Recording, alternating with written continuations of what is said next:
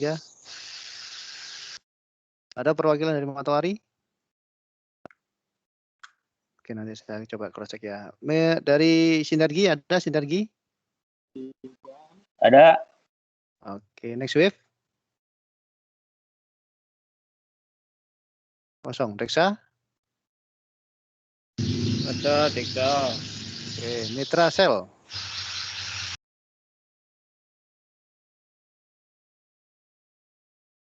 Oke, kita lanjut ya. Kalau misalnya nggak ada Mitra Sel ya. Yang jelas pintu HR, situs ada, Matahari belum ada nih. Saya coba cross check nanti ke ini. Oke, Pak Andrudin sudah mau start ini jam 3:59. Mungkin bisa dilanjutkan Pak Andrudin. Terima kasih. Monggo. Assalamualaikum warahmatullahi wabarakatuh.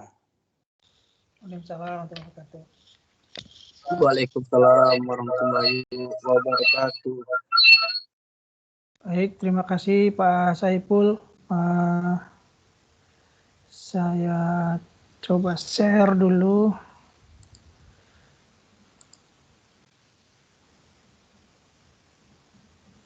Oke, dari tadi kita jelaskan di sesi pagi mengenai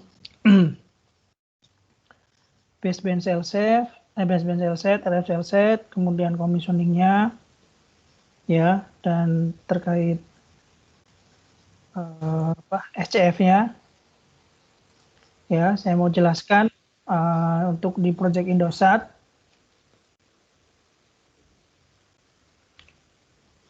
Untuk SCF itu kita teman-teman partner ya di region langsung berkomunikasi ke Nokia regionnya ya. Nah, ini saya mau sampaikan seluruh komunikasinya. Ini adalah Nokia Team Region. Nah, saya tunjukkan ini adalah untuk di Jawa ya. Di Jawa dengan Project Manajernya Pak Happy Hadiantoro, Regional Project Manajernya. Untuk teman-teman di Central Java ya untuk mengenai SCF bisa langsung ke Pak Erik atau Pak Saipudin ya. Terus yang untuk mengenai NDB tadi kan ada awal di sesi sebelumnya ada NDB, berapa arah antena azimut segala macam, bisa langsung berkoordinasi dengan Pak Erik ya. Atau tim supervisornya. Di sini Eko ini untuk Jogja. Wilayah Jogja ini Eko. Ali Permana dan Ali Permana ini logistiknya. Kemudian Indra untuk Semarang. Ya. Ini di wilayah Jawa Tengah. Untuk teman-teman yang mendapat assignment nanti di Jawa Tengah bisa berkoordinasi dengan Pak Erik dan timnya. Untuk di Jawa Timur ada Pak Setio Budi ya. Pak Fahrudin Busro. Pak Busro ya. Pak Fahrudin Busro. Pak Setio Budi ini untuk BSC-RNC Polidia Nasional, jadi semua nasional. Project Indosat Jawa, Kalimantan, Sumatera. Terkait masalah BSC-RNC ke Pak Setio Budi. Untuk Jawa Tengah, Jawa Timur dengan Pak Busro. Jadi mengenai data-data SCF, NDB apa segala macam bisa berkoordinasi dengan Pak Busro atau Pak Jamal. Ya, Pak Jamal. Pak Jamal ini artinya Ortega, orang Tegal asli. Pak Jamal ini Ortega. Kemudian untuk IP ya, data file, IP-nya berapa, bisa koordinasi dengan Pak Nana di Jawa Timur ini atau Pak Saipudin ya di Jawa Tengahnya. Ya, untuk teman-teman ya data file yang mana Pak? Ya, ininya mana? Nah, bisa langsung koordinasi. Oke, region Jawa Tengah dengan yang di Sumatera siapa aja? Mungkin teman-teman partner yang dapat assignment Sumatera. Ini untuk bagian Sumatera Selatan, regional manajernya dengan Pak Abdul Gofar, ya. Masalah SCF, NDB, ya bisa berhubungan dengan Eko Ribudi, ya. Untuk logistik ini dengan Ari ya. Sebentar, ada telepon dulu. Halo? Om Bos? Iya Om. Om Bos, sorry ganggu Om Bos. 5 menit Om Bos. Iya, iya. Gimana? Ternyata set yang divisit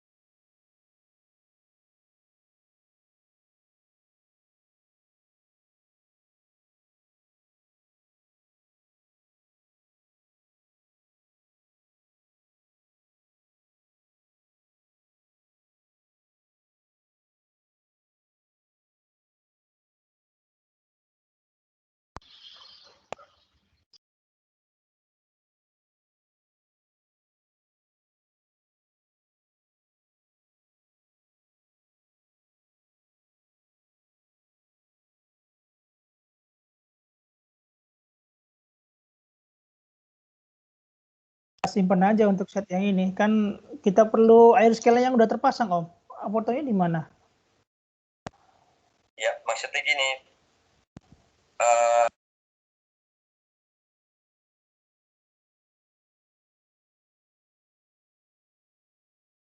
Mana nanti?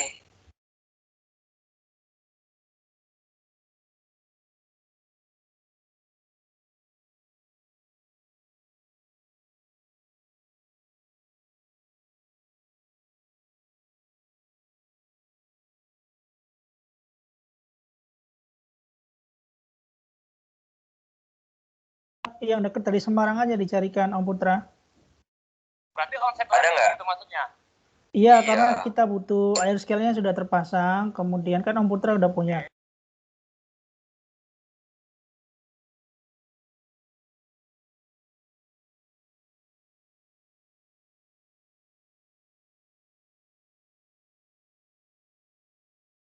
Jarak antar baterai 3U, 3 lubang, ya kan? Kemudian baterai sotonya yang dipasang itu yang 3U, yang 48 nggak salah ya, tipe A ya kemarin Nanang bilang ya.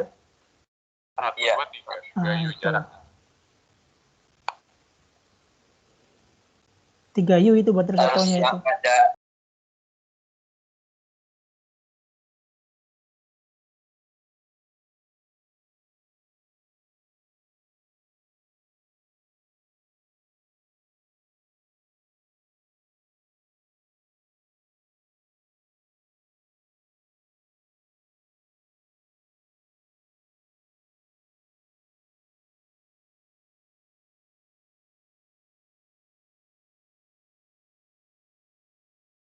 Sharing session Lanjut. level 2. Sorry ya, Iya. aku ini dulu ya. Siap. Halo, ya sorry, udah selesai. Tadi ada sedikit distrap dari teman-teman yang di Semarang. Oke, untuk yang di Sumatera Selatan bisa berkoordinasi ke bapak-bapak ini ya. Ada Lampung Bengkulu bisa ke Pak Eko Ribudi dan timnya, Datafil, IP Datafil, kemudian NDB, SCF, ya. Eko Ribudi atau Indra Suroto di Palembang atau Jambi. Untuk yang Sumatera Selatan, nah ini banyak Sumatera Selatan ada dibagi ya. Nah kalau di kemarin di teman-teman itu ada yang bilangnya Sentral Sumatera, nah itu masuknya Batam, Sentral Sumatera. Batam itu dengan Pak Indra Perwira. Aceh dan Medan ini disebutnya NS, North Sumatera. Kemudian Padang, Pekanbaru, nah ini kalau di Indosat namanya North Sumatera, tapi kalau kemarin dari pemenang tender itu ada yang bilangnya Sentral Sumatera, CS. Batam, Padang, Pekanbaru. Nanti bisa berkoordinasi dengan Batamnya yang Pak Indra Perwira, area Padang Pekanbaru dengan Pak Enden ya. Tadi yang kita sampaikan tadi data-datanya untuk keperluan komisioningnya bisa diceritakan ke beliau-beliau ini. Untuk supportingnya di sini ada Om Yahya ya, sama Nur Hadi. logistiknya, kekurangan material atau minta apa dengan Pak Sugianto untuk Aceh, Medan, Batam, kurang jumper, kabel power kurang panjang, terus heat shrink-nya kurang, bisa diminta sama Pak Tony, ya ini logistiknya dengan Pak Tony. Oke, itu yang Sumatera. Kalimantan, nah ini dia. Kalimantan itu dengan Pak Karisma, regionalnya, kemudian field manajernya dengan Pak Doni, ya Pak Doni ini semua ya hubungannya dengan SCF, IP data field ya, kemudian NDB, silakan berkoordinasi dengan Pak Doni. Pak Iin ini lebih ke arah material logistik ya. Kalau yang kurang-kurang jumper, power apa, itu semua Kalimantan bisa dieskalasi ke Pak Iin ya. Timnya yang mensupport ini di region masing-masing ada Torres ya, Reta, Alfian, Ardit jadi Pontianak ini ya. West Kalimantan ini Pontianak, East Kalimantan, Kalimantan Timur, ada Torres, Reta di Kalimantan Selatan, Kalsel, Jermasin itu maksudnya Kalsel ya. Oke, cukup jelas ya. Jadi tadi yang kita jelaskan terkait parameter database, SCF, NDB apa segala macam. Inilah tim regionalnya langsung berhubungan dengan mereka-mereka ini. Oke, kita lanjutkan. Jadi sebelum lanjut, tadi ada satu yang belum di sini diagendakannya itu adalah ini yang belum, antena acceptance. Ini belum. Sama PIMTES. Ini harusnya PIMTES karena antena acceptance ini termasuk dalamnya PIMTES. Maka kita bisa lanjut ke PIMTES dulu baru disisipkan dengan antena acceptance karena antena acceptance itu tambahannya PIMTES tadi yang sudah kita pelajari ada RSSI, RTWP ya, SWR ditambahkan dengan ini aja PIMTES sebagai bagian dari antena acceptance. Oke, sebelum lari ke PIMTES kita masuk ke Jamura ya. Jamura ini cikal bakalnya untuk remote monitoring ya. Jadi by default untuk new site untuk project Indosat di AOP 21 ini Battle 2 kita sudah jalan dengan PNP full DHCP. Dengan PNP full DHCP itu Jamura box tidak diperlukan lagi ya. Kapan Jamura box ini diperlukan? Ketika ada isu, ada kendala di IP DHCP-nya. Jadi IP DHCP itu kayak seperti kita aplikasi Gojek gitu ya. Di BTS-nya itu udah siap transmisinya, sudah ready. Jadi syaratnya untuk full DHCP itu transmisi harus oke, end-to-end. Dari core sampai ke end site-nya sudah oke, tidak ada masalah. Maka akan dimunculkan IP yang dinamik. Kemudian ditangkap di BTS-nya IP itu dan integrasikan. Jadi yang diperlukan di site adalah serial number dari Asia. Jadi syaratnya untuk proses integrasi DHCP, nanti teman-teman partner yang baru akan digabungkan di grup integrasinya di masing-masing region itu syaratnya adalah mengirimkan foto serial number Asia yang dipasang di site-nya. Serial number-nya berapa? Karena itu akan di-assign. Nah, begitu desain maka langsung akan jalan otomatis. Sudah kalian tinggal duduk manis saja. Otomatis itu akan auto-run ya, auto-run sendiri. SCF-nya langsung running sendiri. Kemudian setting rate-nya, kemudian setting power-nya apa segala macam. Nah, setelah selesai integrasi, baru itu dia diverifikasi di integration checklist tadi yang kita sampaikan. Apakah sudah sesuai dengan database-nya, itu baru diverifikasi oleh tim yang di lapangan. Ya, nah jika terjadi kendala maka diperlukan Jamura. Jadi Jamura ini kapan digunakannya ya ketika DHCP-nya tadi bermasalah atau syaratnya DHCP tadi kan harus transmisinya oke ya. atau transmisinya masih belum ready tapi diminta untuk segera diintegrasikan. Bisa digunakan Jamura di remote untuk commissioningnya dan persiapan ready to integration-nya.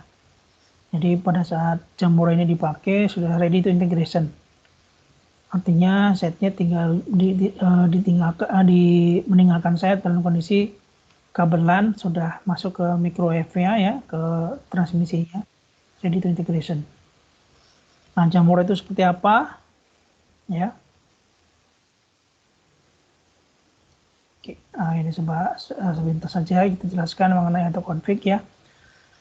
Jadi ini kalau dengan Jamura itu bukan full PNP DHCP, tapi masih unified. Ini dengan Jamura. Yang saya jelaskan ini dengan Jamura masih unified, ya.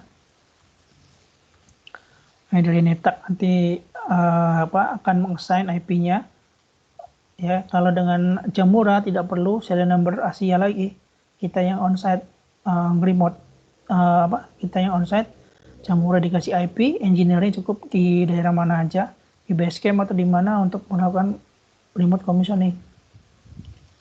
Ya. Ini syarat-syaratnya dari sisi NetApp. Ini semuanya done by OSS ya. Kita yang di lapangan hanya menunggu ya. Urutannya banyak sekali, jadi proses integrasinya kalau PNP itu seolah-olah itu di-create dulu BTS-nya. Selesai integrasi, nanti yang di lapangan itu tinggal menghidupkan saja. Ya. Nah, di sini Jamura masuk, PNP Auto Configuration Step. Di sini dari sisi Jamura. Nah, di sisi Jamura itu adalah dengan Jamura, dengan remote commissioning. Jadi dengan Jamura itu kita seolah-olah masuk ke BTS-nya, ya, masuk ke external remote. Kemudian kita men-setting ini set ID-nya, IP address-nya, ini segala macam ini di-setting lewat Jamura by remote, perform by Jamura or FA. Ya, dari mulai sini. Ya, jadi sebenarnya di Jamura itu hanya meng-assign IP-nya secara remote. Nah, ini dia. Sini FDSW Rescue Console Page. Jadi nanti masuknya ke FDSW Rescue Console Page. Itu di alamatnya ini.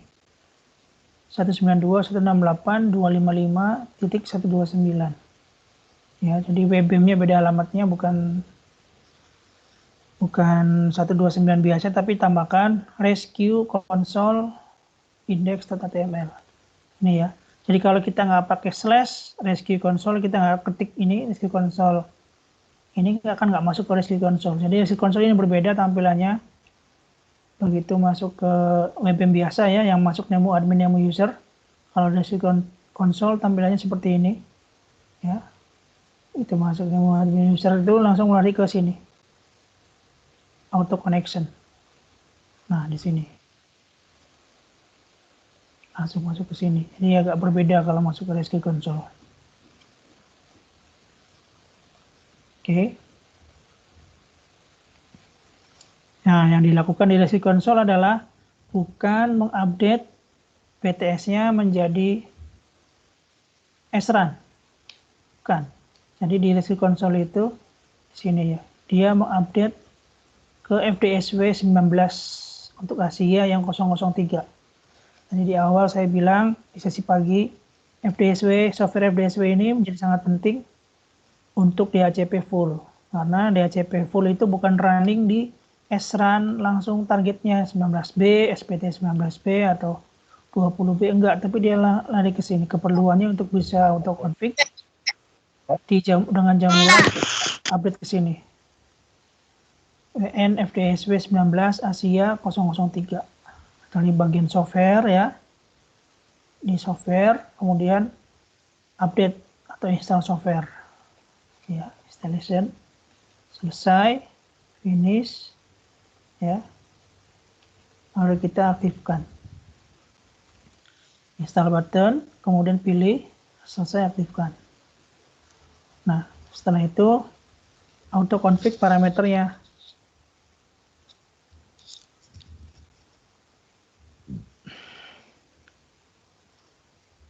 Nih, ini mengikuti data field atau path ya. MRBTS berapa, API address berapa ya. Kemudian prefix length-nya berapa, gateway-nya IP, VLAN-nya berapa. Nah, ini semua informasi ini adanya di data field dan path. Kalian bisa mintakan ke Nokia Team Regional. Ini bisa diisi remote. Nah, begitu transmisinya ready, maka otomatis jalan sendiri. Set. Kalau nggak bawa Jamura bagaimana Pak? Ya terpaksa kalian codok langsung. Engineering harus on-site, setting langsung. Ya, ASIA-nya itu disiapkan untuk ready untuk config.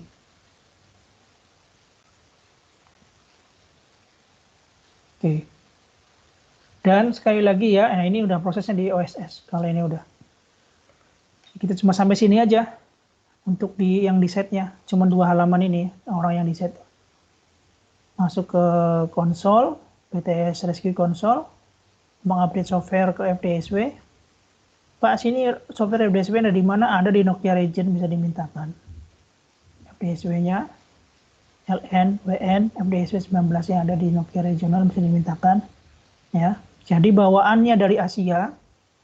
Kemarin ya kita lihat Asia dipasang di AOP 2020. Asia dari pabrik itu bawaannya FDSW 17SP. Nah, ini belum bisa jalan. Auto config-nya kita harus ganti FDSW 19 Asia. Ya, untuk Asia-nya. Kita update ke sini, FDSW 19. Emang tulisan reading pengendara itu reading atau reading ya? Reading. Oke. Jadi dengan Jamura kita cuma setting ini by remote ya. Software, kemudian setting MRBTS dan IP-nya. Udah selesai habis itu. Kabel transmisi dicolok di BTS-nya. Begitu ready, nanti jalan auto config-nya. Tuh. Kalau commissioning dengan Jamura bagaimana Pak? Ya sama seperti tadi. Kalau commissioning Jamura berarti kalian tidak melakukan setting IP segala macam. Sama seperti video tadi ya yang running SCF itu. Tapi by remote dengan Jamura. Ini masuk, langsung dapat SCF-nya, cemplungin, jalankan, udah selesai. Jadi kitanya engineer-nya bisa dari mana aja dengan Jamura. Kalau onset ya onset langsung aja, nggak perlu pakai Jamura. Oke, ada pertanyaan? Jadi ini backup saja ya Jamura ya, backup saja. Kenapa kita sampaikan Jamura ini? Karena jadi kalian nanti itu kan pada saat integrasi nanti akan menggunakan toolsnya NDPD yang harus kalian isi di onsite ya.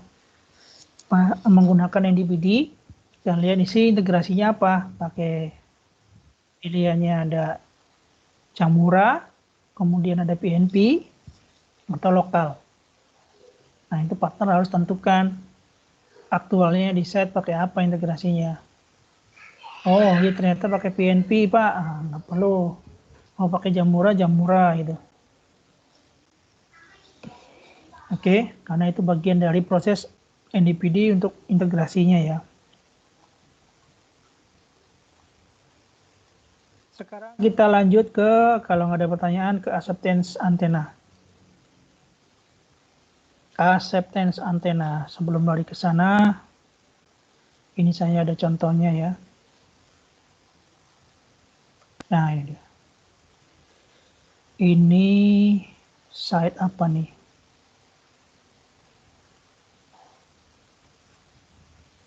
Ini site MPW itu dari mana tuh?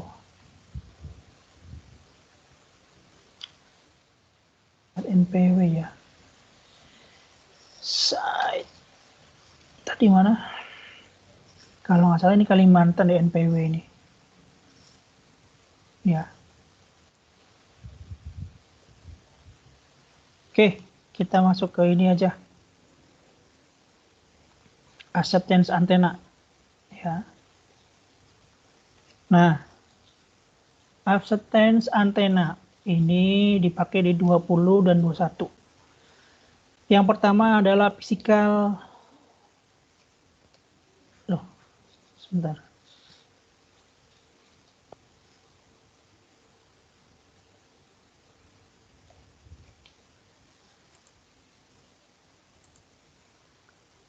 Physical installation check. Nah, di sini. Jadi antena sektor 1 ini serial number berapa? Ya, di sini ada foto serial numbernya. Sektor 2 fotonya serial number berapa? Sektor 3 serial number berapa? Kenapa ini penting? Karena untuk memvalidasi RED, ya. RED validation. Jadi di RED itu kan ada membaca serial numbernya. Serial number antena itu sektor 1, 2 dan 3-nya itu benar enggak itu dengan aktual yang di fotonya. Jangan sampai terjadi cross. Misalkan di sini, nah ini saya perbesar, ya 034, tapi terbacanya dia di red-nya di sektor 2, nah itu berarti cross. Ini harusnya sektor 3, ya. Kemudian antena azimut. Nah, kemarin saya jelaskan kenapa ada foto di atas antena itu untuk keperluan ATP saya bilang. Tapi aktual pengukurannya harus 2 orang yang di bawah, ya. Aktual pengukurannya itu di bawah untuk kompasnya, arah orientasinya. Di bawah dengan 2 orang, 1 orang melihat arahnya. Jadi misalkan yang Pak Saiful kemarin bilang pakai marker apa, bisa kayu, bisa meteran, nah itu dilihat dari atas. Itu untuk arah orientasinya yang benar. Untuk keperluan ATP antena, ada foto ini. Di atasnya antena kita kasih kemana arah orientasinya. Nah, ini yang kemarin kita jelaskan terjadi deviasi perbedaan. Ada sampai 30 derajat, sampai 50 derajat. Itu akibat dari interference steel, ya, atau besi di sekelilingnya di kompas ini. Makanya patokan acuannya adalah untuk orientasi arah antena menggunakan metode yang di bawah, bukan di atas. Tapi ini diambil seperti ini. Ini akan wajib diambil untuk keperluan ATP antena. Kemudian untuk antena acceptance, ketinggian antena. Nah, ini yang wajib diambil ketinggian antena. Ya, jadi pas center tengah-tengah, di tengah-tengah antena tingginya. Sini berapa? Tengah-tengah antena berapa? Di tengah-tengahnya, bukan paling top ya atau bottom antena, tapi di tengah-tengah. Di sini 40 ya. Berapa nih? Ini 50 apa ya? Ini 55 kali ya. Kurang lebih seperti itulah. Ya. Itu untuk ketinggian antena. Jadi di foto di pas ketinggian antena ini sama, semua tingginya sama. Antena surrounding. Nah, ini antena surrounding itu sekelilingnya, ya, panoramanya seperti apa antena surrounding. Ini ada di dalam ATP antena. Oke, selanjutnya red setting. Nah, ini dia red setting. Red setting itu ini hanya memverifikasi saja. Tadi kan sudah dapat serial number dari foto, ya, kemudian dapat arah antena dari foto, ya, nama sektor dari foto, diverifikasi lewat centralized rate management view, ya. Centralized rate management, kemudian masuk ke top menu, configuration centralized rate management. Nah, ini dia. Kita langsung masuk ke sini. Langsung ketahuan serial number berapa, dicocokkan nanti ya. Serial number berapa, sektor ID berapa. Saya contohkan Ini ya, kita masuk lagi coba. Ini apa nih? Oh, video tadi ya. Kita buka admin lagi ya. Ini kita kasih contohnya.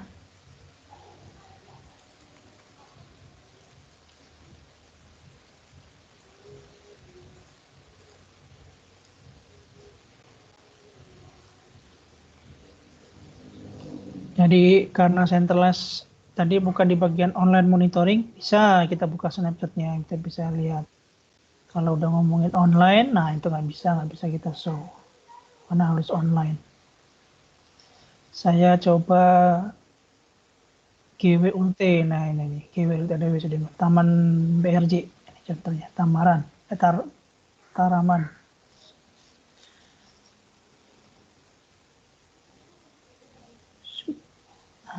Dia masuk ke menurut langkah-langkahnya untuk memverifikasi.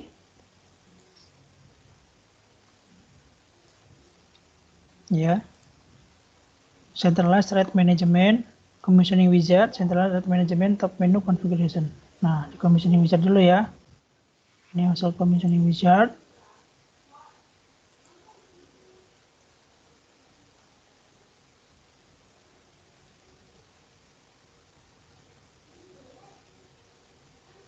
Terus Centralized Threat Management, ini oke dulu. Ya. Kemudian Configuration, Top Menu Configuration Centralized Threat Management. Ini dia. Oke. Ini belum muncul. Oh, no red display. Nggak ada rednya nih. GWULT. Coba cari yang lain. GWULT nggak ada ya. Kita buka yang lain. Jati Agung.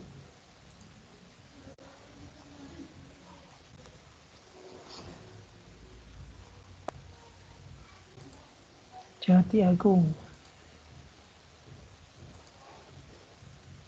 Belum pernah di setting red.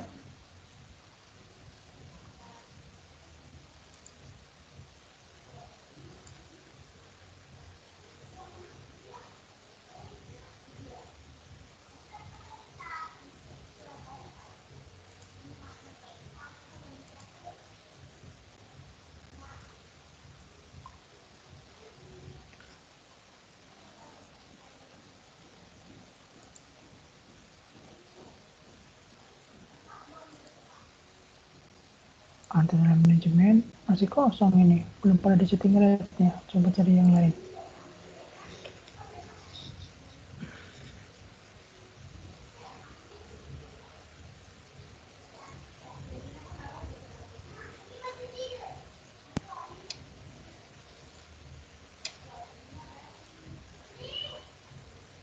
Coba yang lain ya. Yang sudah ada setting rednya.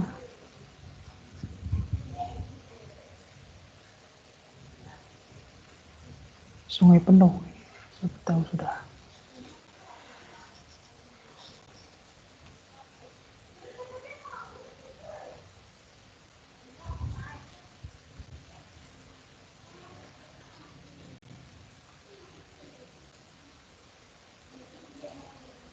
Pada nggak ada sih.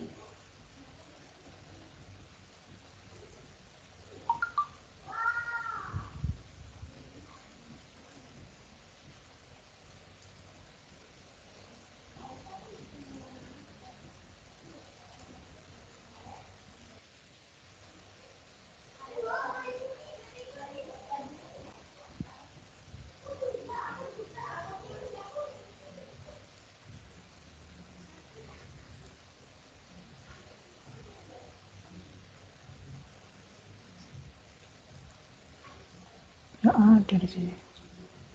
Aku baca. Setting red.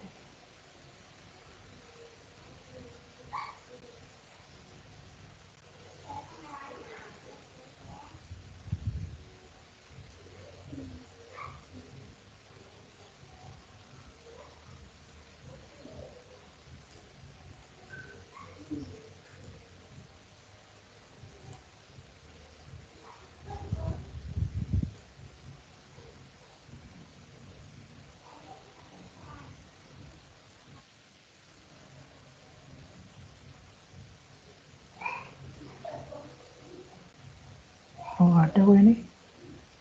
Oh, ada. Ah, ini dia. Antara ini dia udah baca. Ah, ini.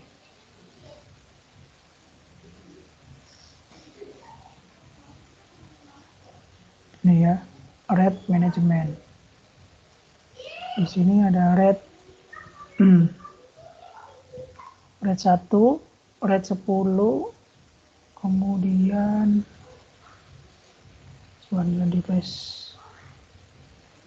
Nah, ini dia. Nih.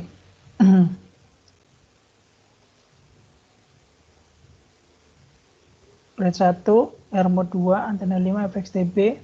Ini serial numbernya. Y4, R1. Nah, ini R1. Ini yang 900 dulu yang bawah ya. Kita pastikan yang 900 dulu. Harusnya yang lain ikutin. Di 279T ini R1. 279 nih. 279. Ya. FXTB dipakai 2 FXTB antena 5. Dan antena 5. Oke, berarti dia di antena 5 itu sektor 3. Ini sektor 3 itu ya. Jadi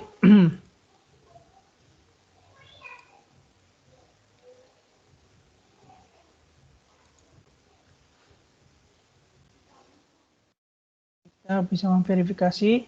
Ini kayaknya online deh ini. Centralized Rate Management ini kalau lewat snapshot ini tak muncul terus. Ini kayaknya harus online. Ini baru kita muncul seperti ini untuk bisa memverifikasi. Harus online masuk PTS-nya, real time masuknya. Kalau tadi kita lihat semuanya gambarnya blank semua, nggak bisa keluar detailnya. Ya, ini rate-nya. Memverifikasinya lewat situ ya. Untuk rate, Centralized Rate Management. Nah, capture ini sudah disepakati ya, ini akan diambil seperti ini, sektor 2. Ini sektor 2. Itu dikasih tahu. Kemudian support on-site will take picture of antenna serial number sudah tadi ya. Compare the serial number, picture dan OSS capture. Nah, tadi saya bilang. Mengcompare ini R1, R2, sektor 1 for FXTD contohnya. APQM R1, R mode R7. Nah, di sini sebagai R7 ini DSCF configuration ya. Ya, seperti ini. Jadi ada real time, ada non real time. Compare antena serial number sesuai dengan gambarnya. Cek label for sektor 1. Nah, ini. Label ini yang tadi kita akan running MCR ya untuk penamaannya. Jadi harusnya nggak ada masalah lagi untuk checking label ini. Ini contohnya. Setelah diambil ya di Cokro Tulung, ini di Jogja. R mode 2. Nah, ini dia. R mode 2 FXCD 3800. FRGU 12100. Nah, ini penamaan ini yang akan kita standarkan lewat NCR naming tadi. Oke. Itu untuk pengecekan rate. Kemudian ada di berikutnya adalah antena online monitoring. Nah, untuk antena online monitoring tadi pagi sudah kita bahas ya lewat antena line online monitoring ini kita akan dapat VSWR, RTWP, dan RSSI. 3 ini ya. To start monitoring, select the antenna line and click start and stop button. Jadi mungkin stopnya ya berapa menit, 5 menit atau berapa ya, supaya ada tabelnya jalan ya, start stopnya. Setidaknya dapat 5 menit ya. Untuk bisa membaca figurnya karena itu akan jalan setiap detik dia online monitoring. Online monitoring ini nggak bisa pakai snapshot, ini pasti nggak ada datanya. Kalaupun ada nggak jalan. Ya, kalaupun ada pasti nggak jalan. Tadi ini red.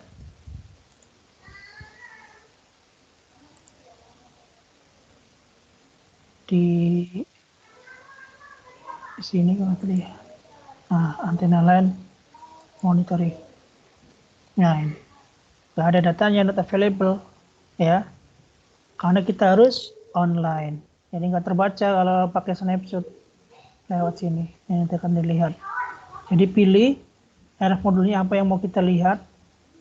Ya, pilih. Misalkan kita mau lihat FXTB, VSWR-nya berapa, klik FXTB-nya. Ya, semua antena nanti akan dilihat di sini VSWR-nya, RTBP-nya, atau RSSI-nya. Ya. Oke. Ya, ini dia. Ini capture-nya harus dalam kondisi online ya. Online monitoring, harus on-site, nyolok. Nah, itu dia. Pilih apa yang harus dipilih, start, muncul, jalan, 5 menit lah atau berapa, stop, baru export CSV. Dia akan dapatkan CSV filenya tadi, apa, tabel Excel-nya. VSWR untuk FXCD, VSWR untuk FRGU, VSWR untuk FXTD. Jadi dipilih, pilih modulnya satu-satu. Ya. Kemudian research capture OSS data for VSWR value. Nah ini yang lewat dari OSS. Jadi kan download CSV, sekarang pakai OSS. Ya, OSS akan ambil juga.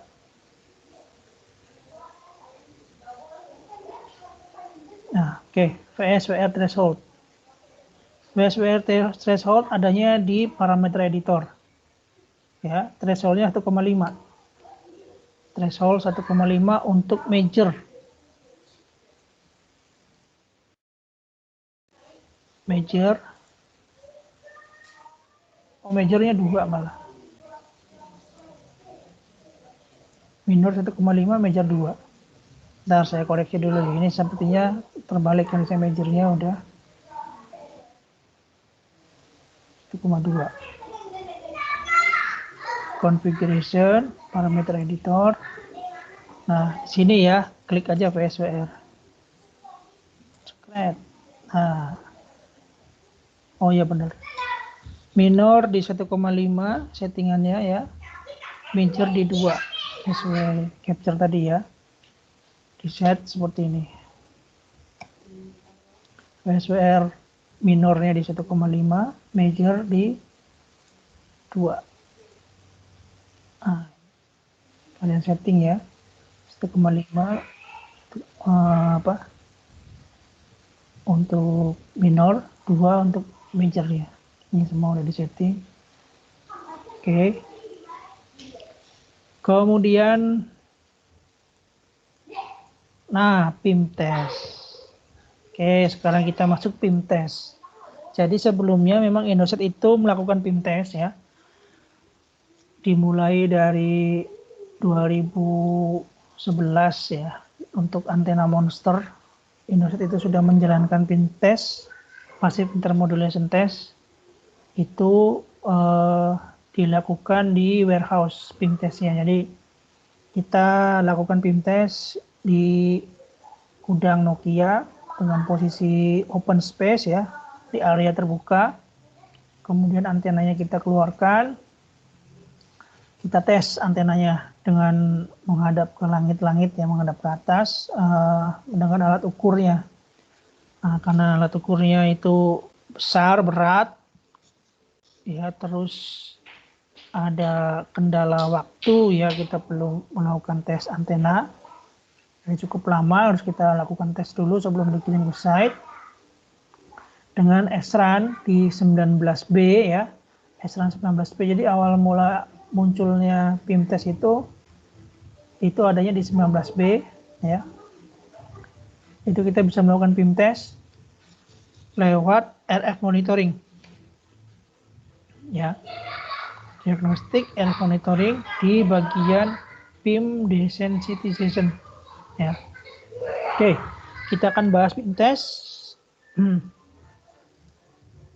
Jadi ini PIM test yang dilakukan tidak perlu lagi on-site, tapi dilakukan remote, ya, online. Oke. Di sini ada disclaimer-nya ya bahwa untuk SPTS 19B itu sudah dengan feature SR1125 RF sniffing ya. Ini sudah bawaan softwarenya ya. Jadi sudah applicable untuk PIM test, yaitu feature-nya RF sniffing. Ya. Kemudian SPTS 19B ya. Itu describe in the corresponding feature description and instruction available in customer documentation. Nah, ini sebagai informasi aja. Itu sudah kita infokan ke Indosat-nya terkait feature ini. Sudah ada itu bagian dari software-nya. What is passive intermodulation? How to pinpoint approximate location of the fault. Nah, jadi kita akan melihat apa sih PIM test dan ada di mana sih jeleknya PIM test itu, muncul jeleknya di mana. Jadi kalau kita lakukan di warehouse, itu bisa ketahuan ya jeleknya PIM test itu ada di jumper, ada di antena, bisa ketahuan. Nah ini karena remote kita harus cross check. Di mana sih PIM test ini rusak, ada di mana? Oke. Jadi ini standar ya, standar untuk frekuensi Indosat ya. Kita itu bekerja di frekuensi F1 935 dan F2 957 ya, di downlink frekuensi ini ya. Untuk mendapatkan PIM testnya IM3. Nah, IM3 ini. Jadi kalau IM3 itu perhitungannya 2 kali F1 dikurangi F2 dan 2 kali F2 dikurangi F1. Ini untuk mendapatkan IM3. Jadi kalau di F1 di 935, F2 di 957, nah maka kita akan dapatkan IM3-nya di mana? IM3-nya ada di 913 dan 979. Jadi di sini. Untuk 2F1 minus F2 itu di 913, kemudian 2F2 minus F1, IM3 ada di sini. Nah, jadi dengan 2F1 F2 tadi, downlinknya ada 2 ya, F1 dan F2, kita dapatkan IM3 di sini. Guardnya di sini ya. Kemudian IM5 perhitungannya 3YF1 dikurangi 2F2 dan 3F2 dikurangi 2F1, IM5. Jadi kita menjaga frekuensi ini ya, satu ini bersih, ini yang di granted bersih. Jadi kalau ini ada nggak bagus, nggak lurus gitu, kecil sinyalnya atau overshoot, nah itu terjadi interference. Yang di granted ini sinyal ini frekuensi ya.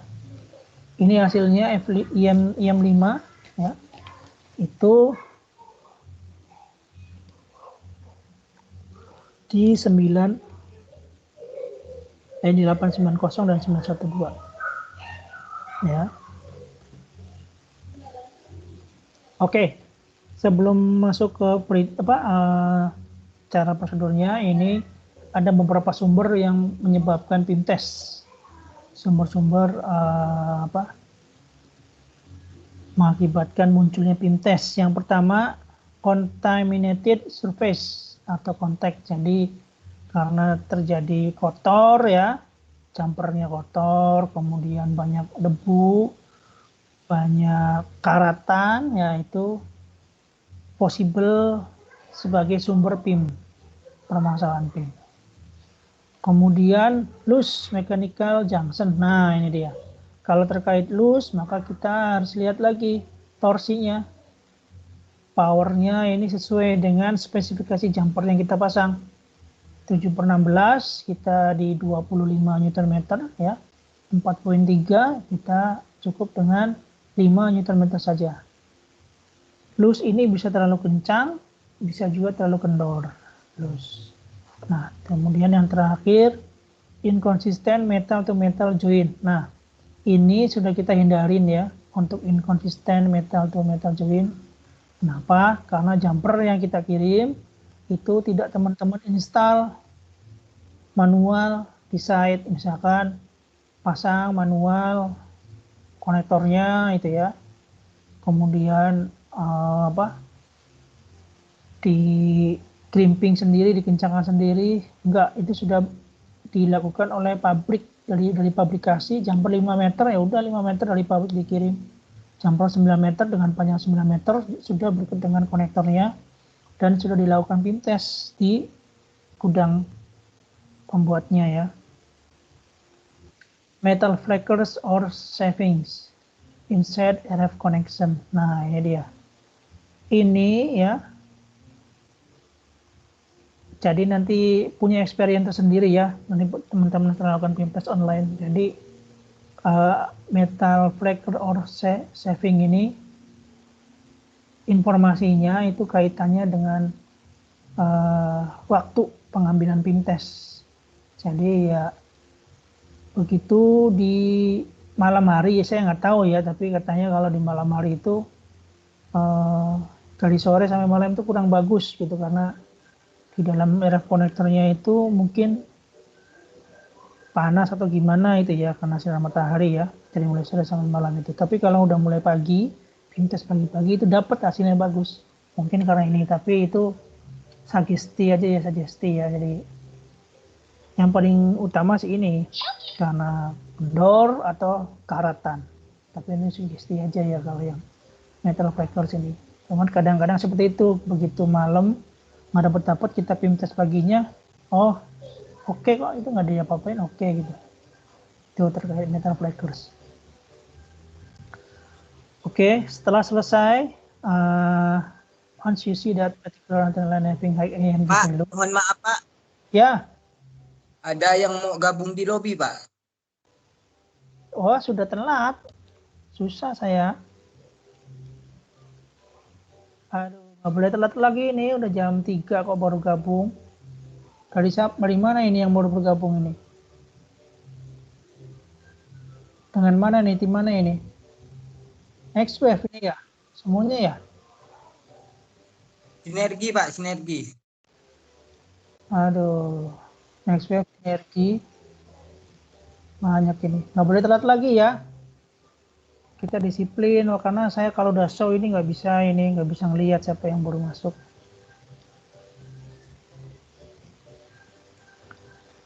Oke.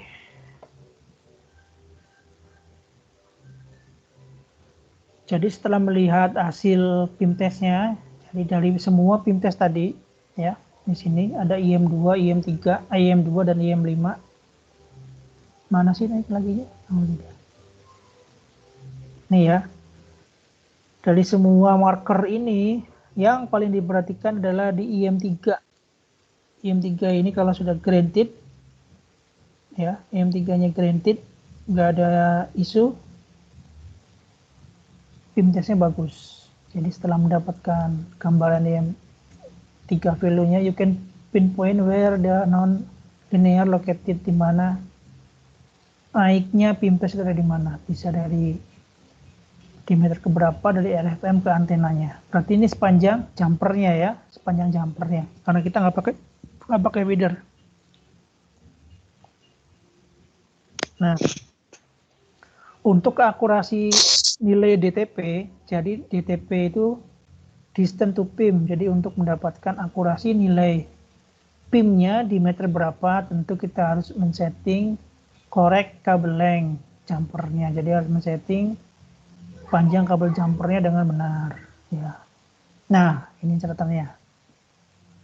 Only FXDD, FXDB, FXED support DTP. Ya, jadi yang PIM test bisa dilakukan semua modul bisa, tapi yang support DTP-nya, DTP itu untuk distance to PIM, untuk bisa mengetahui diameter berapa PIM-nya itu. Baru saat ini ada FXDB, FXDD, FXCD. Ya. Untuk FXDD dibutuhkan 2 optikal untuk melakukan DTP.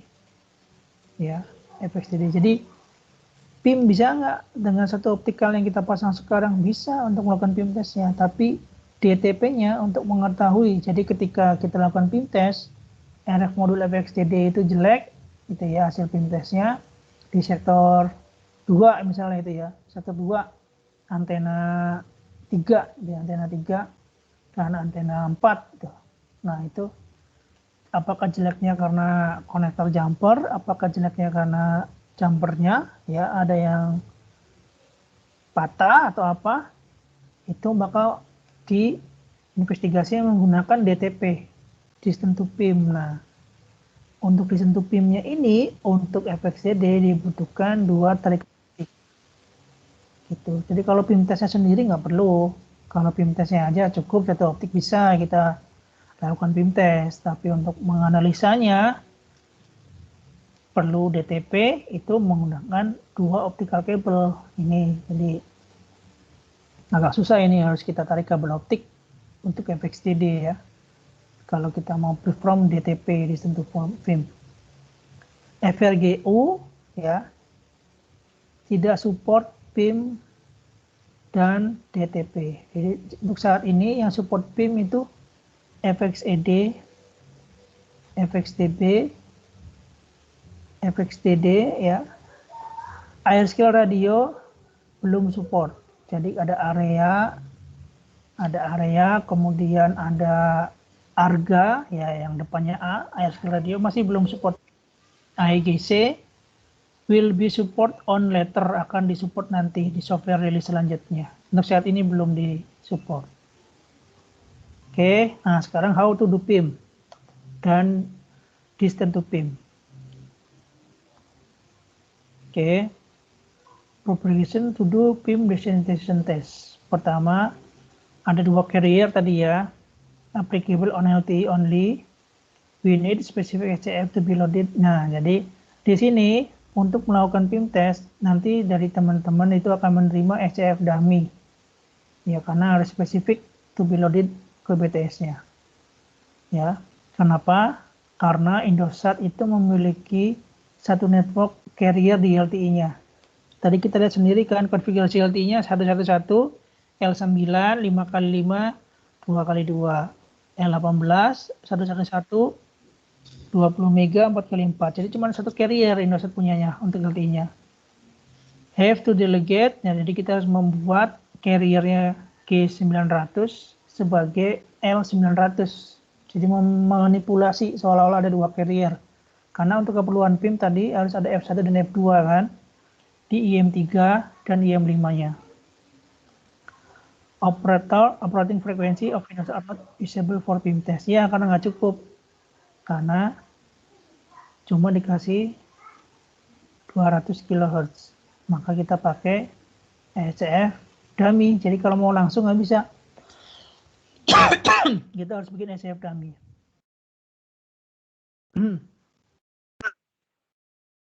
Oke. Nah, ini lihat ya.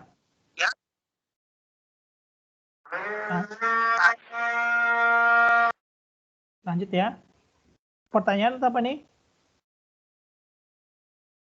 Lanjut ya.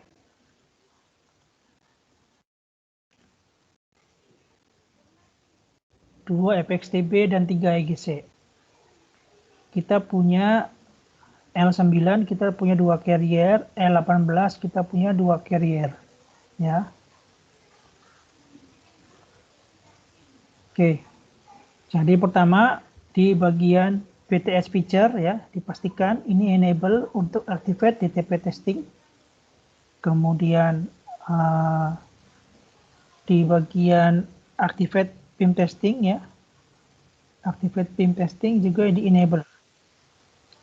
Ya, di commissioning wizard feature. Kita lihat commissioning wizard yang feature. Commissioning wizard.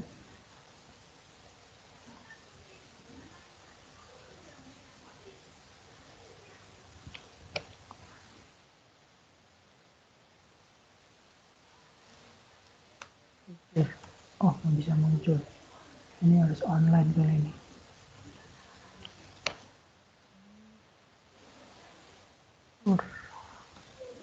Kok muncul? Ini bisa kelihatan nih harus online.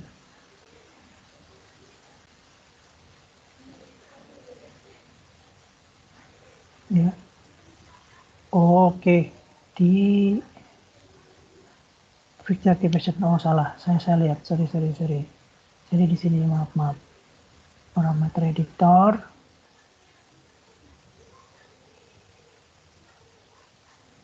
Commission widget.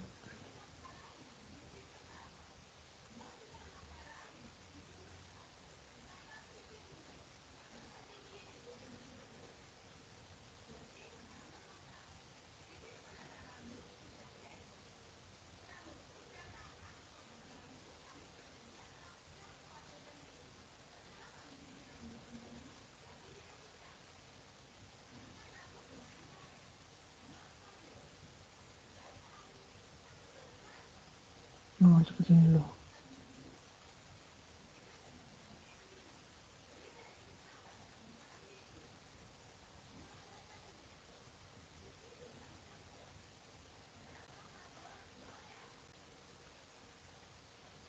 Nah, ini dia. Bagian feature activation. Sip.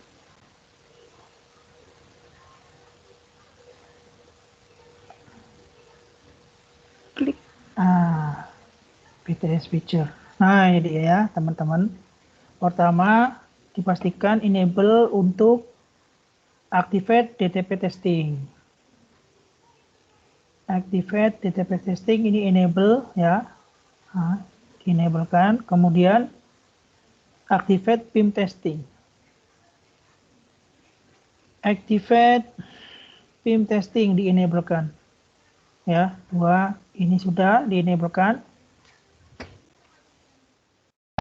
Oke.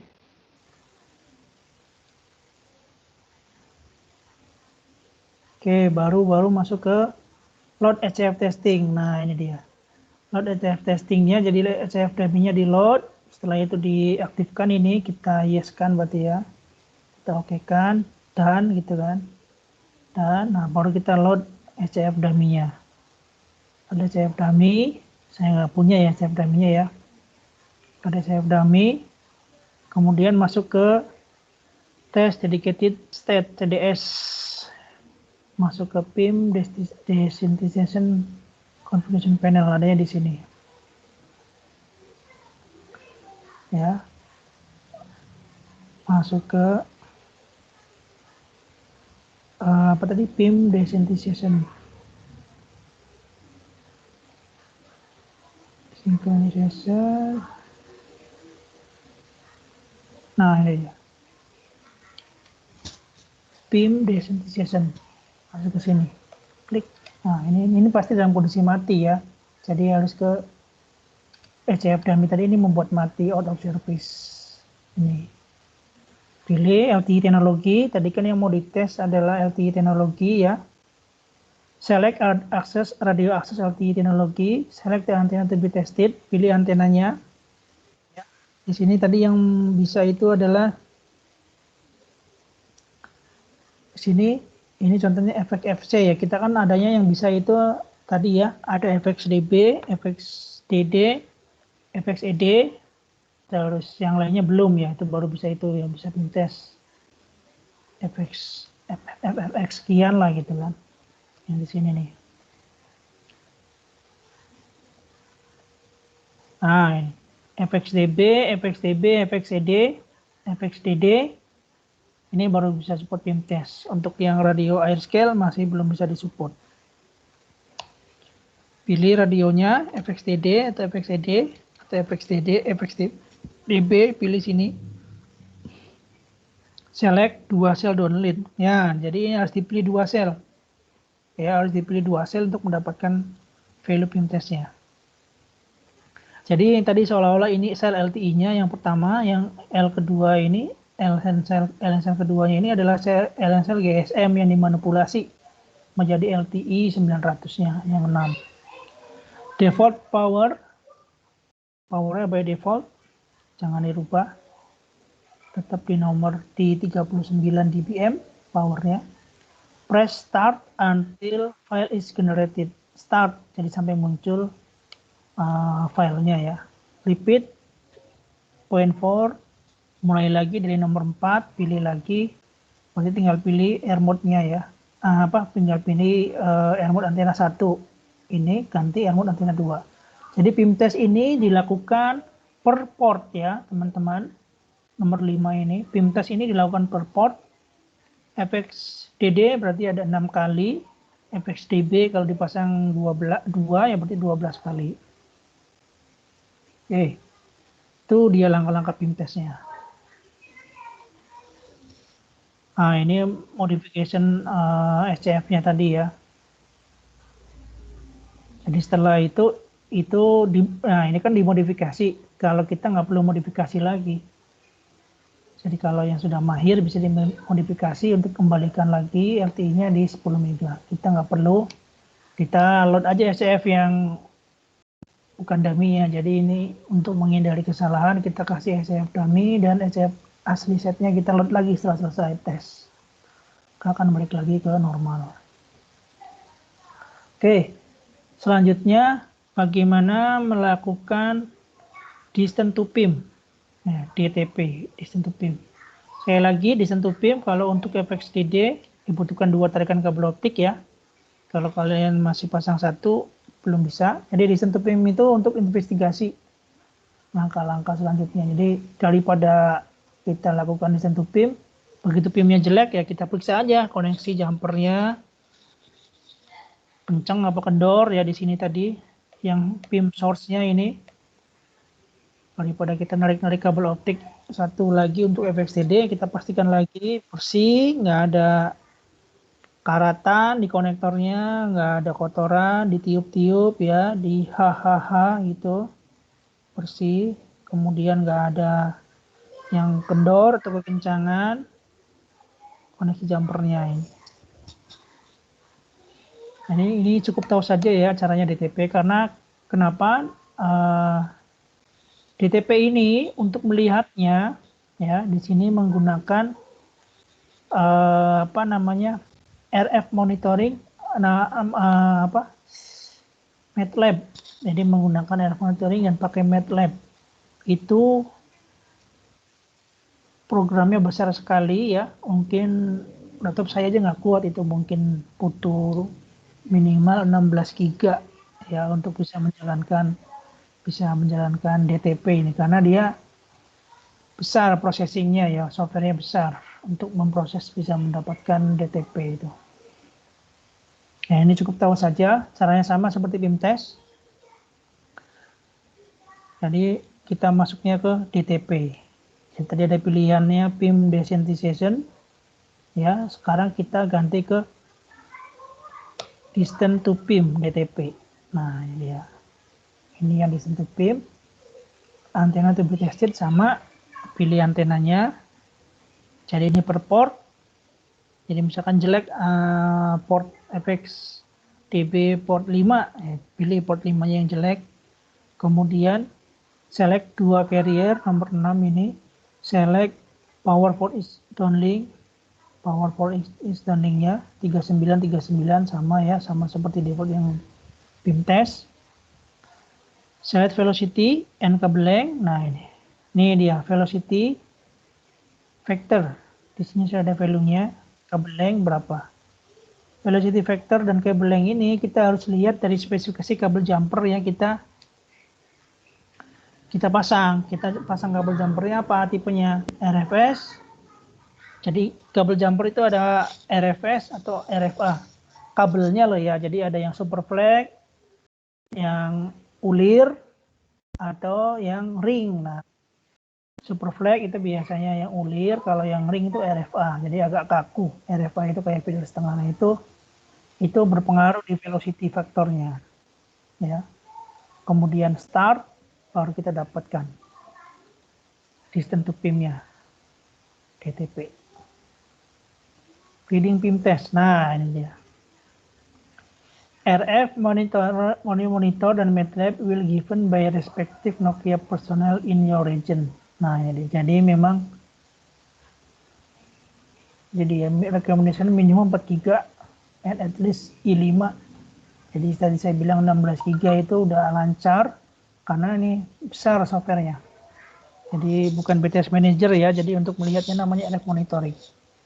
RF Monitor ini. Oke, nah ini seperti ini tampilan RF Monitor. Jadi kalau sudah masuk ke RF Monitor, kita tinggal load filenya aja, mau dilihatkan apa. Nah, tinggal pilih. Bentuknya seperti ini, ada DTP, ada PIMTEST. Oke, nah ini tabel-tabelnya seperti ini.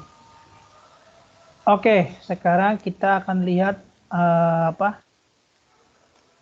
value pas thresholdnya berapa sih PIMTEST ya. PIMTEST itu berapa thresholdnya. Sini ya, contohnya ini reading data dari DTP. Tadi kan di meter berapa, tuh bisa dilihat di sini. DTP, ini meternya. Nah ini belum diakurasi. Kita harus memasukkan aktual panjang jumpernya. Jadi biar bisa akurat di sini. Jadi untuk akurasi harus dimasukkan panjangnya yang benar ya. Panjang jumpernya. Oke, jadi untuk PIMTEST dinyatakan itu berhasil. Oke, good. Itu adalah IM3 kurang dari 2. 2 apa? 2 dB. IM3 kurang dari 2 dB. Nah, IM3 itu warnanya apa? IM3 itu yang ini. Ya, yang biru. 11,9. Ini ya, IM3. 11,9 dB. Ini jelek karena harus kurang dari 2. Ya. Kemudian ini DTP-nya. Ini masih 10,9.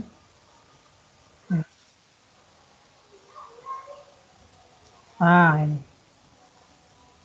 Kalau birunya agak banyak, nah ini pasti muncul ini. Ini bagus ini, 0,2. Good. This antenna is pass. IM true value is kurang dari 2.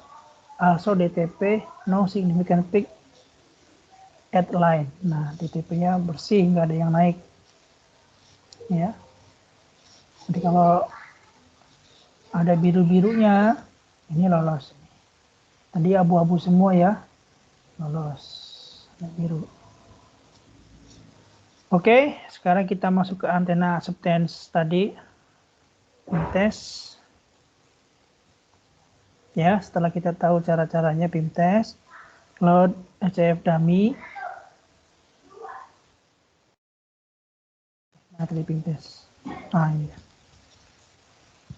Load HF dummy, ya. Kemudian akan offline, jadi merubah ke dedicated state, ya.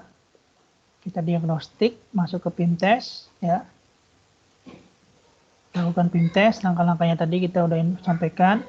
Reset to dedicated mode. Test dedicated state, ini sudah TDS. RF monitoring, ya.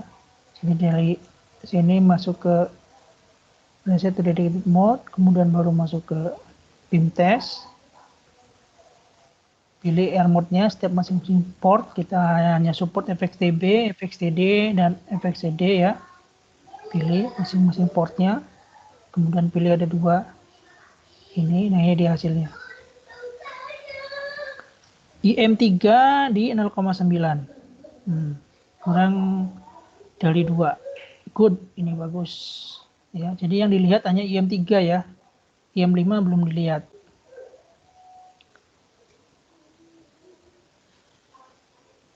Oke, ini hanya informasi saja. To use PIM destination feature is BTS to verify PIM available in ESRA 18 onwards, tapi aktualnya di 19. Jadi di atasnya 18 itu ya di 19B. Ya. Nah, ini dia. Jadi ini adalah awal mula kita lakukan PIMTEST dengan alat ukur di sini. Jadi kita akan mendapatkan minus 53 dBc. Jadi kalau di sini dengan alat ukur adalah dBc. Tapi kalau dengan tadi ya, dengan PIMTEST di online itu 2 dB. Ya, dBc menjadi 2 dB. Untuk pasnya ya. Ini untuk modus degradation atau tolerable in many case. Jadi masih bisa dimaklumi. Kalau di atas itu ya, atau tadi ada nilainya di atas 10 ya, di atas 10 itu high degradation. Kalau kita lihat tadi di contoh case PIMTEST di set mana tadi? Nah, di set ini ya.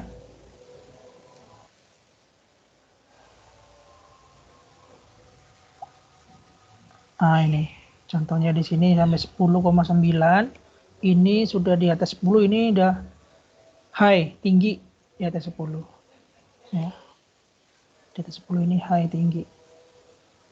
11,9 ini high, tinggi. Ya. Jadi di sini dikasih tahu ada tingkatannya. Kalau high degradation sini, kalau minimal, nah ini bagus nih.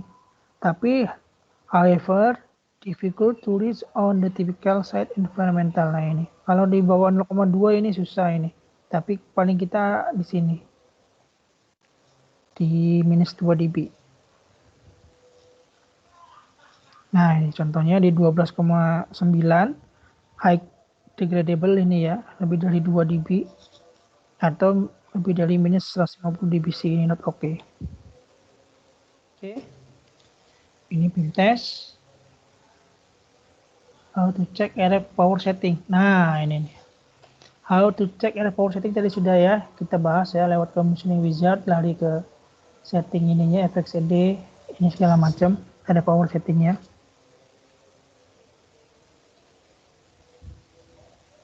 Terkait setting berapa, 20 watt apa 40 watt ya. Commissioning wizard, RF settingnya tadi ya di bagian carrier ya, carrier. Nah ini tuh bagian carrier FDD 20 mega ini seperti ini RF setting, RF power setting. Oke, udah kita lihat RF power setting seperti itu. Oh, asar dulu sebentar ya, ajan asar, kita stop dulu.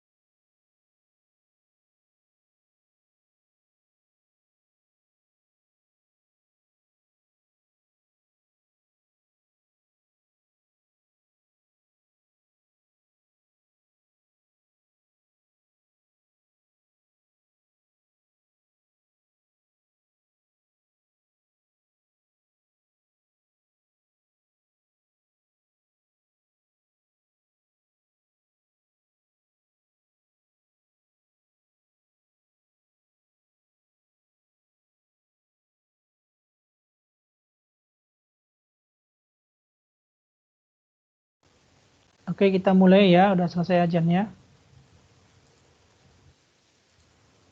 Oke, ini untuk RF power setting. Ya, sekarang lari ke SFP monitoring. Nah, ini dia. SFP monitoring. SFP monitoring. Kita close-kan dulu. Di diagnostik SFP monitoring. Nah, ini dia. Nah, oke.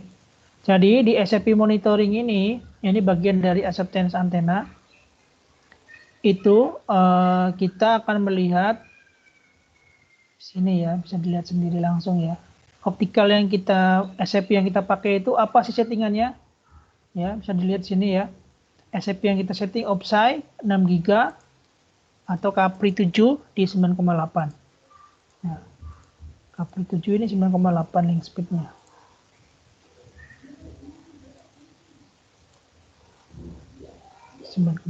SFP-nya. Ya, SFP-nya udah benar ini.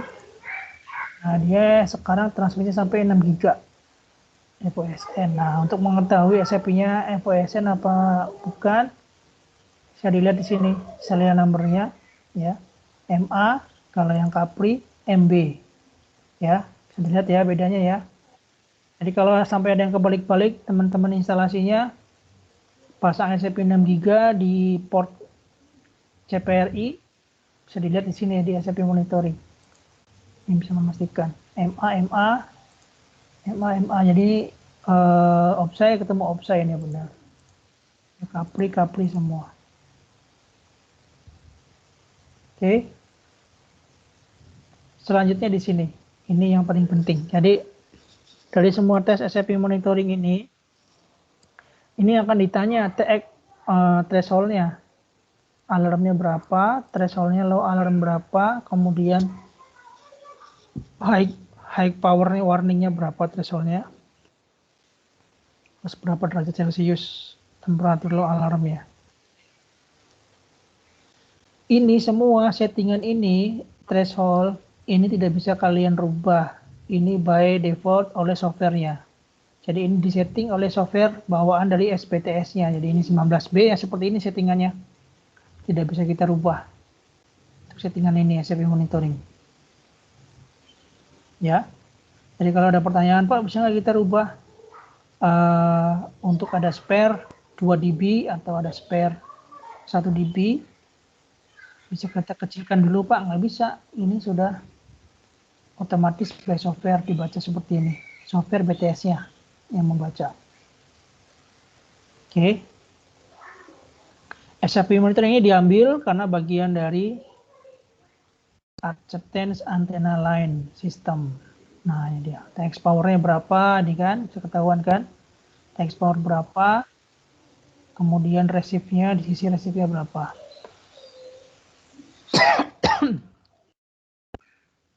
Kalau optical IF ada di mana? Kalau di sini.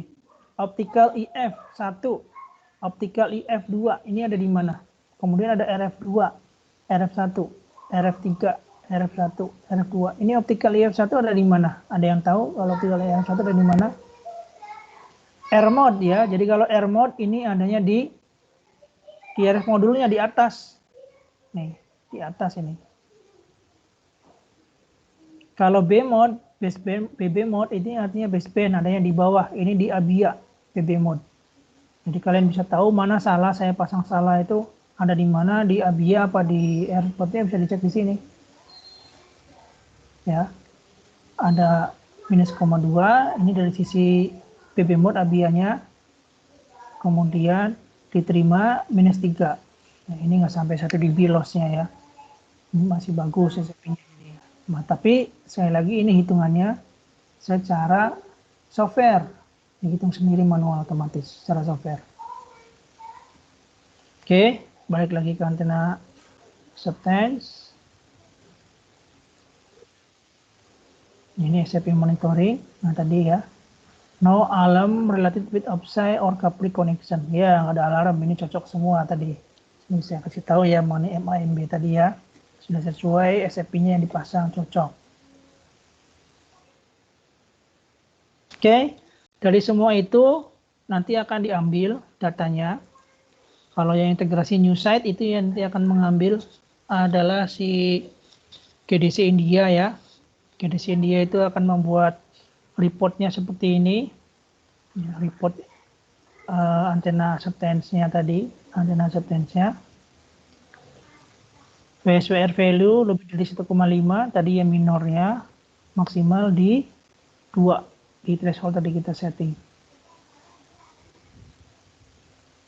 Oke, jadi dia akan ngambil melalui webcam, FXED, VSWR-nya berapa,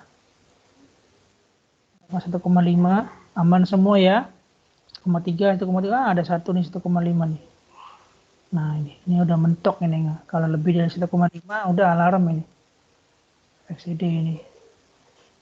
FXCD, RGT, FXTB, AIGC, PSBR.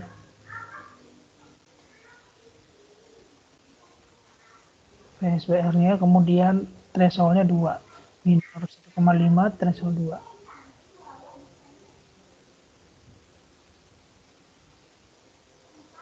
Oke, kemudian tim OSS juga akan mengambil datanya untuk SFP monitoring.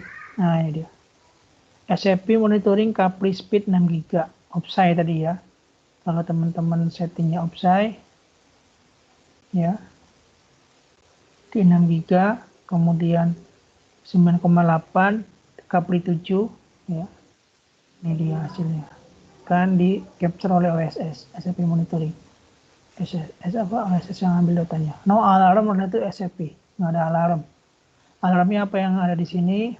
Temperatur high, waduh, sama door open. Top master service, nah ini dia.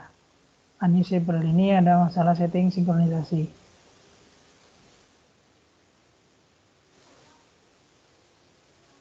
Oke. RF power, nah RF power sama tadi ya, settingannya 20 watt kah, apa 40 watt, 20 watt, 40 watt, ya. Bisa dilihat di sini. 20 mega dengan 46 berarti 40 watt, 5 mega 43 20 watt ya. Ini LTE-nya, carrier-nya. Kemudian GNCell ini GSM carrier-nya semua disetting 20. Sel 1 2 3. PIM. Nah, ini dia PIM. PIM akan diambil oleh OSS ya. Kalau ngambil doang bisa. Nah, OSS sudah disiapkan software RF monitoringnya untuk melihat tampilan ini. PIM testing is represented by PIM destination feature. Target value of EM3 kurang dari 2 dB atau equal di 153 dBc. Dia ngambil di FXTD atau FXTB. Ya, kalau kalian ambil langsung, nggak bisa langsung tabel ini ya, harus install RF monitor tadi. Nah, ini OSS kita udah punya aplikasinya di OSS-nya, jadi bisa langsung diambil seperti ini. Hasilnya 1,7. Oke nggak? Oke ya berarti ya, 1,7 ya. Terus 6. Nah, ini jelek ini. Kalau birunya dikit, banyak abu-abunya, jelek ini. Jelek. 5. Wah, jelek lagi ini. Ini harus diperbaiki. Ini ada di mana ini? Ada di, kita lihat, kita perbesar capture-nya. Antena 2, FXTD antena 2. Ini kendor atau kotor jumpernya, ini harus diperbaiki ini. FXTD antena 2. Ini 5,2 di FXDD antena 3 ini. 2, nah ini pas 2. Lolos. Waduh, 14,7, gede-gede. 2,2 nggak lolos. Tuh, itu ya PIM test. Ini akan diambil oleh OSS ya. OSS GDC, GDC-nya India. Kalau integrasi Newsite dengan India, mereka akan ambil report ini. Capture antena acceptance test-nya. Ada pertanyaan? Ini kok masih banyak yang masuk sih. Ada pertanyaan? Mengenai PIM test dan ATP antena acceptance, ATP antena.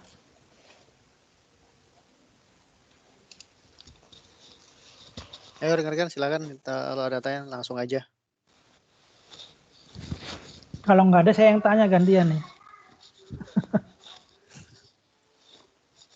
Masih ada rekan-rekan?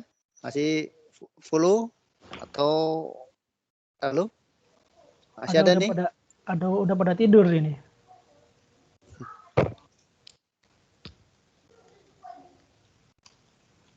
Halo DAL, masih ada DAL?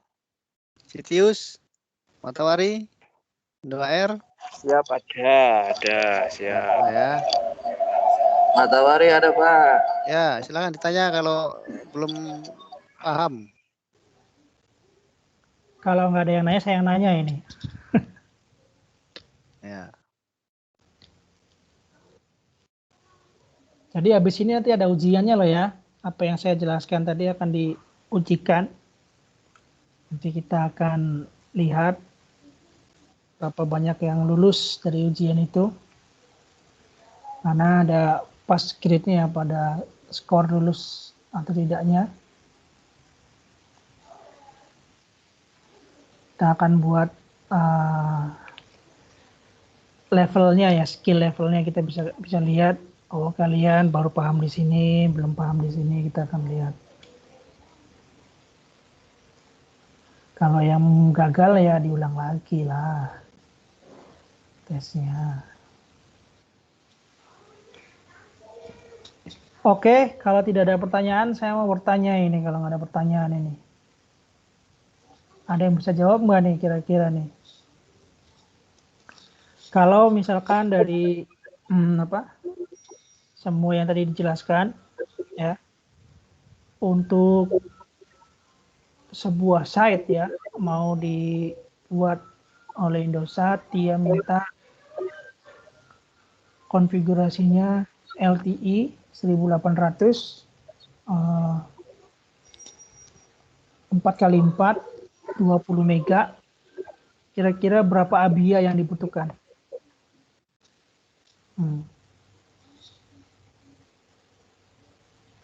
Itu yang set pertama. Set berikutnya itu yang set di Jawa ya, atau set di Sumatera. Dia mau bikin L900 saja 2x2. Terus dibikinnya hanya 5 MHz. Berapa ABIA yang dibutuhkan itu? Ada yang tahu jawabannya?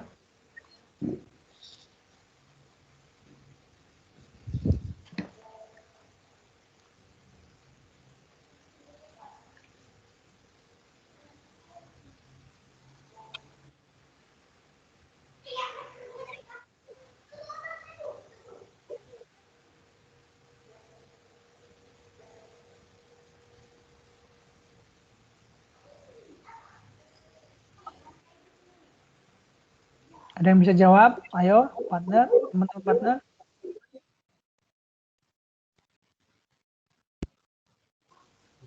Wah, diem aja berarti bisa jawab semua berarti ya.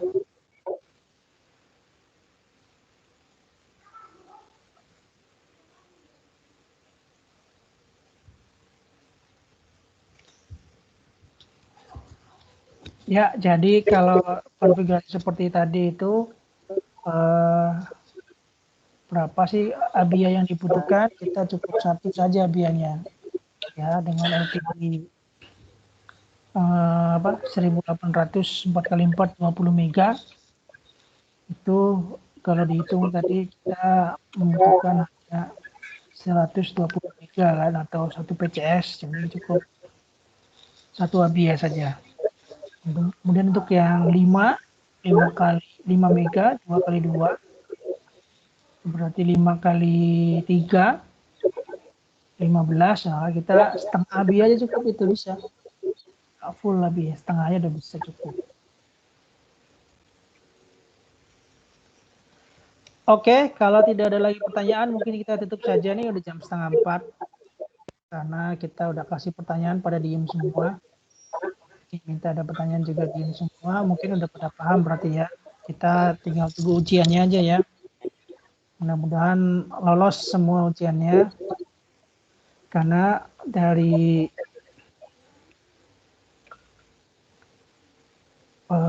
pimpinan proyek kita, Pak Atri ya, itu meminta untuk peserta yang kita berikan sharing session ini akan diujikan, dan bagi peserta yang sudah lulus itu bisa langsung dilanjutkan untuk diberikan site-nya, assignment site-nya. Kalau masih belum lulus, masih banyak yang gagal, ya mungkin dipertimbangkan karena itu yang real terjadi di lapangan. Jadi kita memang kompleks LTE ini di Indosat. Memang betul, jadi kalau dilihat Indosat ini banyak konfigurasinya, karena Indosat itu budgetary ya, proyeknya Indosat itu budgetary, artinya budgetnya ikan teri gitu, jadi nggak banyak budgetnya, budgetary. Mereka menghemat sana sini, jadi banyak digunakan existing perangkat untuk dipakai kembali, jadi banyak konfigurasinya. Sebelumnya mereka pasang FXDA, pakai lagi FXDB yang sudah lama dipakai lagi gitu kan. Bahkan sampai ISMB, ISMC pun dipakai lagi untuk dipasang. Karena Indosat ini prinsipnya mereka budgetary tadi ya, budgetnya ikan teri. Kemudian bagi teman-teman nanti di rencananya ya, kalau dari Pak Reski rencananya di akhir bulan April ya, itu kita kalau sudah dapat kandidat setnya, kita akan trial atau proof of concept dari semua tools yang Nokia gunakan. Kita akan lihat partner baru itu sudah bisa menggunakan apa belum. Jadi kan sudah pada lulus nih, ada training NDPD, ada training NDPC, ya, kemudian ada training Jamura, ada training 5G, udah pada lulus kan. Nah, itu semua tools-tools itu akan kita pakai nanti di site, dari mulai site survei, ya, kemudian pengecekan health and safety, ya, jadi situ ada SIKA, surat izin kerja, SIKA-nya diisi lewat aplikasi, ya, kemudian dari mulai installation start, integration, semua menggunakan NDPD, NDPC, online formnya ada.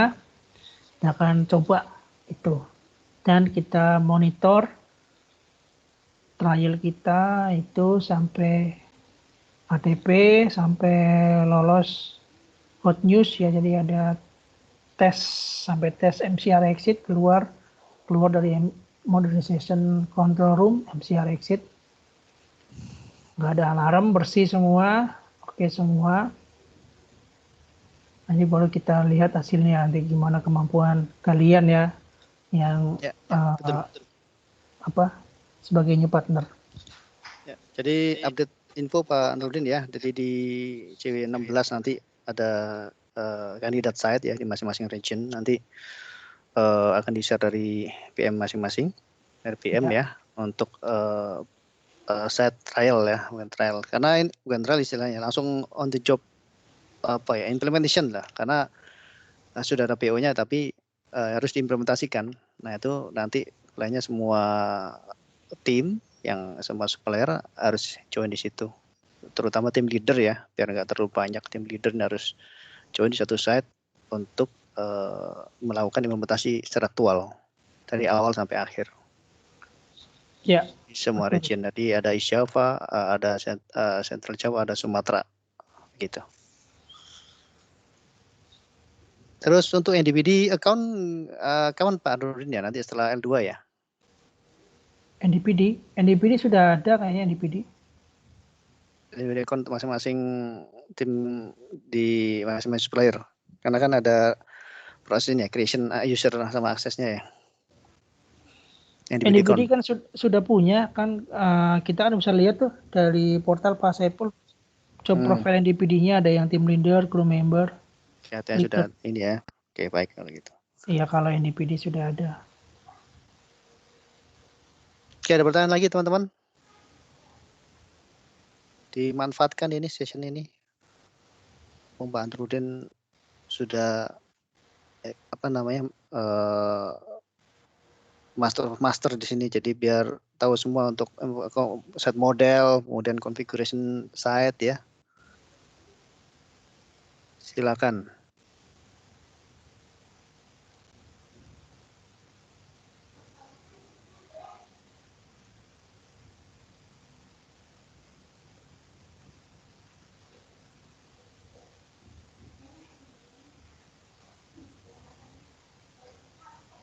Ayo, kan ada yang tanya?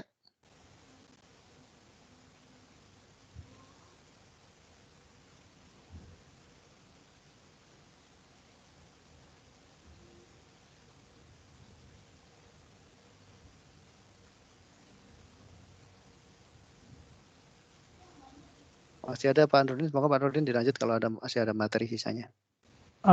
Sudah tidak ada Pak Saiful, semua sudah. Sudah? Ya. Sudah, Oke, tinggal baik. diujikan saja. Kan sudah banyak yang sudah punya akunnya di Nokia Oasis, siap-siap aja. Nanti tunggu gongnya dari Pak Reski kapan mulai ujiannya, minggu depan. Ya. Lewat Nokia Oasis. Jadi kemarin saya lihat sudah beberapa teman-teman sudah terdaftar ya di Nokia Oasis. Oke, kalau tidak ada, mungkin dari saya cukupkan. Saya kembalikan ke Pak Saiful. Terima kasih teman-teman semua atas waktunya. Saya cukupkan untuk sharing session hari ini. Billahi taufiq wal hidayah. Assalamualaikum warahmatullahi wabarakatuh. Waalaikumsalam warahmatullahi wabarakatuh. Terima kasih banyak Pak Nurdin atas sharing sessionnya. Terima kasih Om Nurdin. Terima kasih Om Nurdin. Wah.